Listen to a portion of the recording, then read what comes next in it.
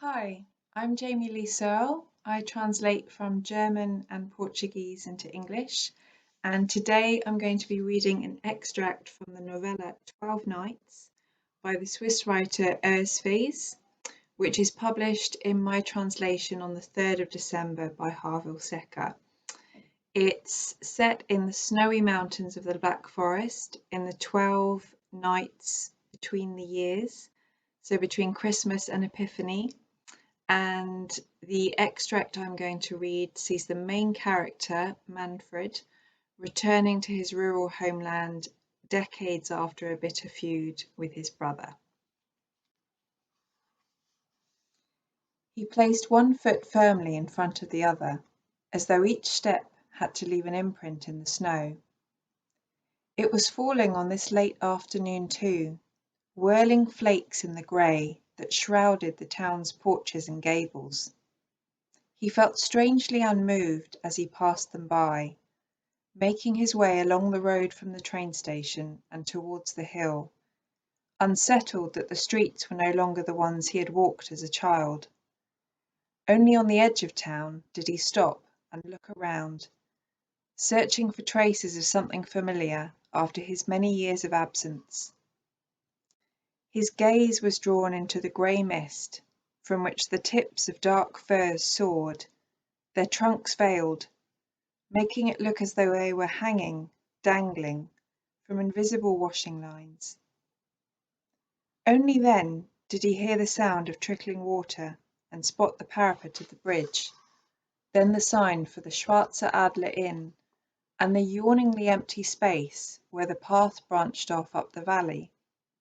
A narrow, steep track along the stream, where willow trees sagged low to the ground beneath their burden of snow.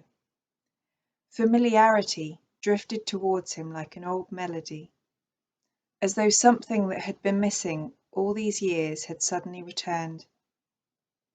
They used to walk this path every Sunday. He, his father, his mother, and Sebastian, along with the others from the Schortenhofer farms, the weekly church visit. He had paused for a while in the Zell parish church, Maria zu den Ketten, thinking about his mother and Minna, who had loved its painting of the Virgin Mary. Whenever a day had become too much for her, Minna would set off with the words, "I'm just walking to the church. It will be like a little pilgrimage." She would tell him the legends entwined with its history, including the one about Lena and Hans, the tragic lovers of the Black Forest. After all these years, he heard Minna's voice again. She was here. It was strange, yet undeniable. The festive lights strung up in Zell's main street had reminded him that Christmas was approaching. There was shopping to be done. He hadn't brought anything. His brother didn't care for presents. He flinched, if they would even see each other at all. His hands clutched the straps of his rucksack. It was light, containing only a spare pair of gloves, 2 bread rolls, and his water bottle. That was all he would need until he reached the inn, where his luggage awaited him. He had sent it ahead so he could make his way through the countryside on foot. An hour's walk perhaps, even if he took his time, and stopped now and again to gaze at the valley's undulating landscape, its green-black pines huddled close and silent, making the day into night, and the murmur of the treetops into an evensong. He wanted to make his way slowly, towards the houses, huts, stables and sheds that rose out of the snow grey, to find his footing in this gradual process of familiarisation, a feeling of arrival that he hadn't felt in a long time, not since he had left.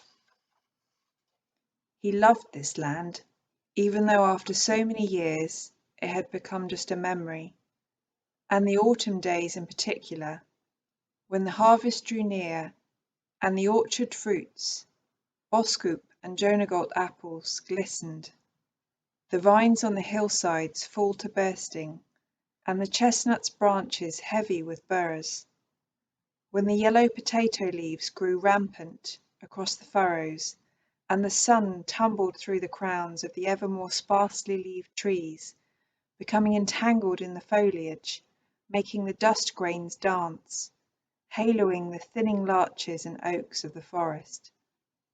And he, out with his brother, Sebastian, long before their feud.